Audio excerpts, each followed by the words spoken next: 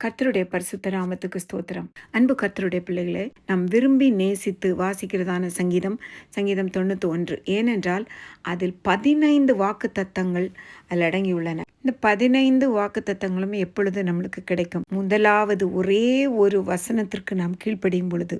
கர்த்தர் 15 வாக்குத்தத்தங்களை உங்களுக்கு கொடுக்க வல்லவராய் இருக்கிறார்.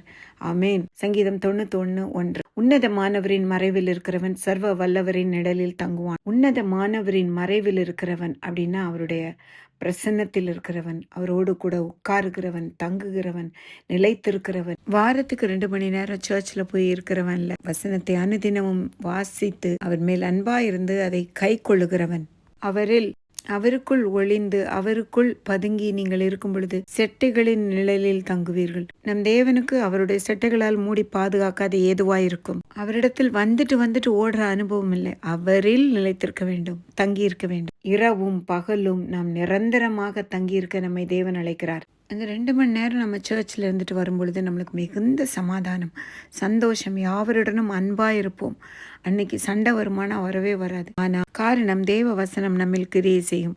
நாம் தேவர்களைப் போன்றே இருப்போம். தேவ பிரசன்னத்தின் மகிமை தேவ பிரசன்னம் நம்மை மூடிக்கொள்ளும் பொழுது நாம் அவருடைய நிழலில் தங்குவோம். கர்த்தர் என்னை பார்த்து கொள்ளுவார் என்ற விசுவாசம் நமக்குள் வரும். மிகவும் தைரியமா இருப்போம். எது வந்தாலும் நான் ஃபேஸ் பண்ணுவேன் அப்படின்னு நம்ம இருப்போம். சண்டே மாத்திரம் காரணம் தேவ பிரசன்னம். அன்பு தேவனுடைய பிள்ளைகளே, உன்னதமானவரின் மறைவு என்பது தேவ பிரசன்னத்திற்குள், அவருடைய பாதுகாப்பிற்குள், செட்டைகளின் மறைவில் இருப்ப. ஒரு நாள் கர்த்தரின் பாதத்தில் 6 நாளும் உலகத்திற்குள் இருக்கும் பொழுது சத்துருவை மேற்கொள்ள முடியாது. நம் சர்வாயுத வர்க்கத்தை தரித்து கொண்டால் மாத்திரமே நம்ம எதிர்த்து நிற்க முடியும். உன்னதமானவரின் மறைவில் இருக்கிறவன் அப்படிங்கிறது மகா பரிசுத்த ஸ்தலம். அங்கேதான் ஆண்டவர் நம்மை சந்திப்பார். யாத்திராமம் 25:22. கிருபாசனத்தின் மேலிருந்து நம்மை சந்திப்பார். இயேசுவின் ரத்தத்தினாலே மகா பரிசுத்த ஸ்தலத்தில் பிரவேசிக்க நமக்கு மிகுந்த தைரியம் உண்டாயிருக்கிறது. அதனால நான் அடிக்கடி நம்ம அந்த மகா பரிசுத்த ஸ்தலத்திலிருந்து பிரகாரத்துக்கு வந்து போகக்கூடாது. அது கர்த்தர் அல்லாதவர்களுடைய இடம், பிரஜாதியாரோட இடம்,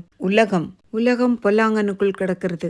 சத்துருவின் சோதனையை ஜெயிப்பதற்கு நாம் தேவனுடைய நிழலில் இருக்க வேண்டும். ஹல்லேலூயா. சோ கர்த்தருடைய நிழல் எப்ப இருக்கும்னா அவரோட அருகிலே இருக்கும் பொழுதுதான் இருக்கும். அவரை விட்டு தூரமா போனா நிழல் எப்பயுமே தூரமா வரவே வராது. இயேசுவின் வசனத்தை கை கொண்டு அவருள் நிலைத்திருக்கும் பொழுது பிதாவும் குமாரனும் நம்முள் வாசம் பண்ணுவார்கள். நாம் உலகத்தை ஜெயிக்கலாம். சங்கீதம் 91 இந்த ஒரே வசனத்தில் அடங்கி இருக்கிறது. 15 விதமான ஆசீர்வாதங்களை பெற்றுக் கொள்வீர்கள். கர்த்தர் உன்னதமானவரின் மறைவில் இருக்க கற்றுக்கொள்ளுங்கள். கர்த்தர் தாமே உங்களை ஆசீர்வதிப்பாராக. ஆமென்.